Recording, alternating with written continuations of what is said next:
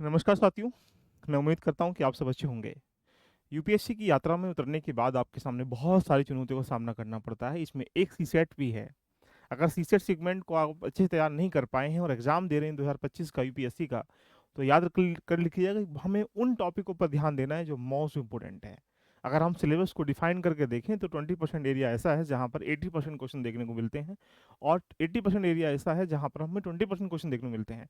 आज हम जानेंगे, यदि आप किसी भी कैटेगरी, मतलब इस प्रकार से कह सकते हैं, आप सी सेट को अच्छे से तैयार कर भी चुके हैं, लेकिन फिर भी आपको विशेष टाइम में लास्ट में उसको रेडी करना है, रिवीजन करना है, प्रैक्टिस करनी है, तो इन टॉपिकों को आपको जरूर देखना चाहिए। लगभग 10 से 15 20 हज़ार बच्चे ऐसे होते हैं एवरी ईयर यूपीएससी में जो सी सेट में फेल हो जाते हैं, लेकिन जीएस उनके नंबर बहुत अच्छे होते हैं। तो आइएगा, मोस्ट इंपोर्टेंट टॉपिक को समझते हैं, जहां से आप ये जान पाएंगे कि किन प्रकार से हम उसको रेडी करें। तो देखो, सबसे पहली प्रायोरिटी क्या आपको ज्ञात होगा कि हमें 2025 का अगर आप एग्जाम दे रहे हैं तो 33% क्वेश्चन आपको यहाँ पर सही करने हैं।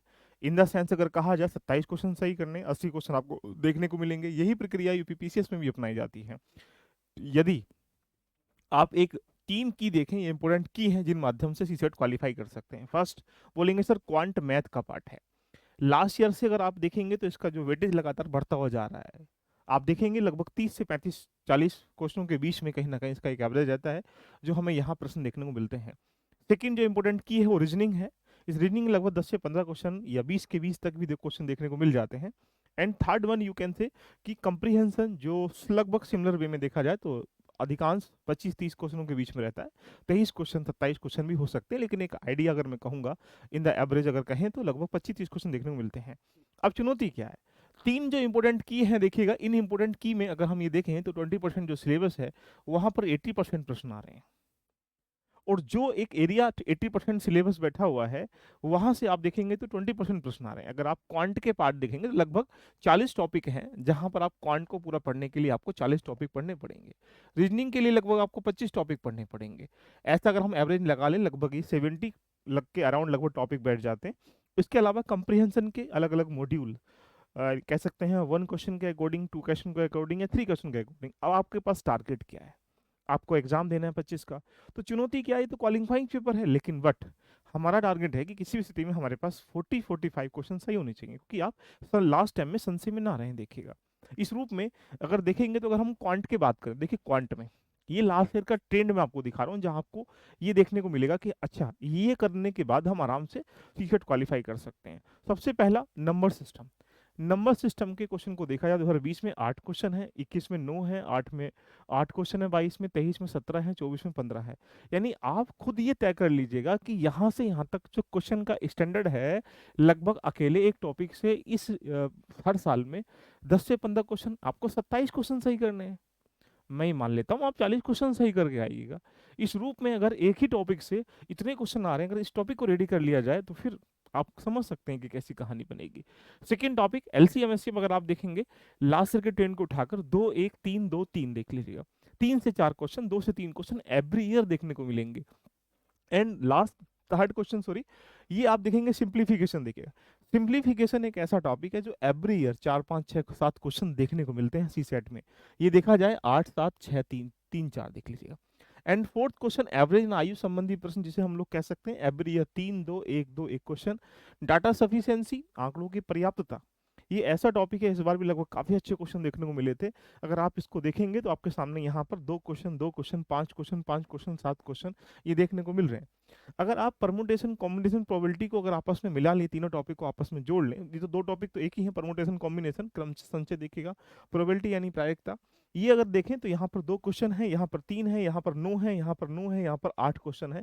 यानी ये एक एरिया है जो लास्ट ईयर में 24 तक आपको सी सेट में देखने को मिल रहा था। और लास्ट जो टॉपिक है वो है परसेंटेज प्रॉफिट लॉस, जो आप देखेंगे 2 से 3 क्वेश्चन। यानी अगर ये मैथ्स में 7 के 7 टॉपिक रेडी कर लेते हैं तो ये मान के चलें लगभग 80-90% जो क्वेश्चन मैथ्स के हैं और इन टॉपिक से देखने को मिल जाएंगे। तो आपकी प्रायोरिटी क्या है?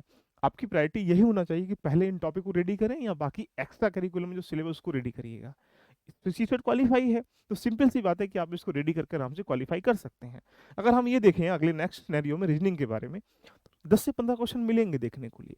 इस रूप में अगर आप देखिएगा तो यहाँ पर आपका टारगेट क्या है? डायरेक्शन क्वेश्चन दिशा दिशा से, एक क्वेश्चन, दो क्वेश्चन, दो क्वेश्चन, एक क्वेश्चन, दो क्वेश्चन, यानी इस जो 10 से 15 क्वेश्चन, 20 क्वेश्चन जो मिलेंगे रीजनिंग में, वहां पे आपको एक से दो क्वेश्चन कहाँ से मिलेगा? डायरेक्शन से। तो डायरेक्शन टॉपिक रेडी हो जाए। इस रूप में क्लोक एंड कैलेंडर अगर आप देखेंगे, दो एक दो तीन, दो क्वेश्चन है, देख लीजिएगा। ऐसे ही ब्लड रिलेशन देख लीजिएगा, एक है, बाकी इसने गैप दिया, फिर एक एक क्वेश्चन देखने को मिल रहा है। यहाँ पर आप सीरीज देख लीजिएगा, यहाँ पर तीन दो एक तीन दो क्वेश्चन है। यहाँ पर सिंप्लीफिक सीटिंग अरेंजमेंट या पजल अगर देखेंगे तो यहाँ तीन दो चार पाँच दो, यानी 20 21 22 23 24, यानी 5 साल के डाटा को मैं आपके सामने रख रहा हूँ, इसलिए दिखाने के लिए कि क्वेश्चन कहाँ से आते हैं। अगर आप देखेंगे सिलोजिम या स्टेटमेंट बेस्ड जो क्वेश्चन होते हैं, दो एक तीन दो देखिएगा, तो आपका टारगेट क्या है? रीजनिंग में सिर्फ और सिर्फ ये 6 टॉपिक अगर रेडी कर लिए जाएं, तो आप डेफिनेटली कह सकते हैं कि 80-90% जो क्वेश्चन है आपको रीजनिंग के यहीं से मिलेंगे। आपके पास चैलेंज क्या है? यही चैलेंज है कि किसी प्रकार से आप टेस्ट लगा रहे हैं, लास्ट का क्वेश्चन आपने देखा है, तो आपकी प्रायोरिटी क्या है? लगभग 50+% जो क्वेश्चन है देखिएगा आपके पास सही होने चाहिए, यानी 80 में 40% जो क्वेश्चन हुआ, 40 क्वेश्चन सही होने चाहिए।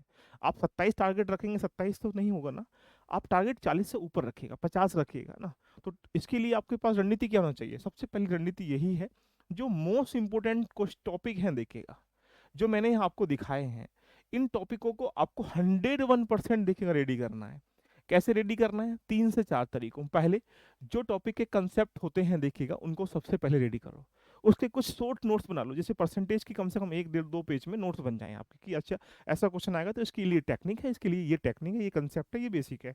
अच्छा, ये जब कर लोगे तो जितने PYQ 2011 से लेकर 2024 तक यूपीएससी ने पूछे गए उन टॉपिकों से, वो जरूर कर लीजिएगा। आप ये देख पाएंगे लगभग 60% क्वेश्चन उनके डिजिट चेंज कर दी गई है, कंसेप्ट घूम के वही निकल के आ रहे हैं। इसके साथ आप क्या करेंगे, यहाँ पर इनके थोड़े से हर टॉपिक के थोड़े नोट्स बना लीजिएगा साथ में। जैसे आपने टॉपिक ले लिया, मान लेते हैं आपने परसेंटेज ले लिया, तो इस परसेंटेज के कम से कम 100 क्वेश्चन के अराउंड क्या करना है, प्रश्नों को अभ्यास कर लेना है। ऐसा करने से जो मोस्ट इंपोर्टेंट पिलर है देखिएगा, जो सीसेट को क्वालिफाई कराएगा, चाहे मैथ्स या रीजनिंग का पार्ट है, अगर आप एक टॉपिक के प्रति ये रणनीति फॉलो करते हैं, तो ये मान के चलिए सीसेट को कोई रोक नहीं पाएगा आपको पास करने से। इट मीन्स मतलब 7 टॉपिक आपके मैथ्स के हैं, 6 टॉपिक आपके रीजनिंग के हैं, यानी कितने टॉपिक हुए? 13 टॉपिक हो गए। अगर ये 13 टॉपिक इस फॉर्मेट में रेडी हो जाते हैं तो कितना अच्छा लगेगा, बताएं कमेंट करके। क्या आप चाहते हैं? आप कमेंट करके बताइएगा, क्या एक ऐसा प्रोग्राम डिजाइन किया जाए सिर्फ 40 से 50 घंटों के बीच में, जहां पर सिर्फ और सिर्फ ध्यान रखना 15 से लेकर 20 दिन में मात्र इन टॉपिकों पर हम कमांड कर लें, और फिर उसके बाद जो टॉपिक है आपके पास कंसेप्ट भी रेडी हो जाए, PYQ भी रेडी हो जाए, नोट्स भी उसके कंपाइलेशन हो जाए, और साथ में आपके पास यहाँ 100 क्वेश्चन की प्रैक्टिस करने के लिए हमें क्वेश्चन भी मिल जाए।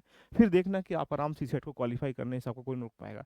अगर आप चाहते हैं तो कमेंट करके मुझे बताइएगा, हम इस प्रोग्राम को डिजाइन करते हैं और आपके सामने यहाँ पर लगभग 30 35 50 घंटे के आसपास का टारगेट सेट करके विद इन 15 डेज 20 डेज में हम इसको कवर करके आपको देगा, जिससे कि आप बाद में इसको मल्टीपल टाइम अभ्यास कर सकें, रिवीजन कर सकें, और इसके बाद आप आराम से क्वालिफाई कर सकें। कैसा रहेगा एक कमेंट में बताइएगा। लेकिन आप खुद से भी करना चाहते हैं तो मेरा मानना है कि जरूर इन टॉपिकों पर ध्यान दीजिएगा। बाकी एलबी लर्निंग एप्लीकेशन को डाउनलोड करके बाकी बहुत सारी चीज़ें आपको यहाँ पर प्राप्त कर सकते हैं। चर्चा अच्छी लगी तो शेयर भी कर दीजिएगा, लाइक भी कर दीजिएगा, और कमेंट जरूर करिएगा। All the best, love you, bye bye, take care.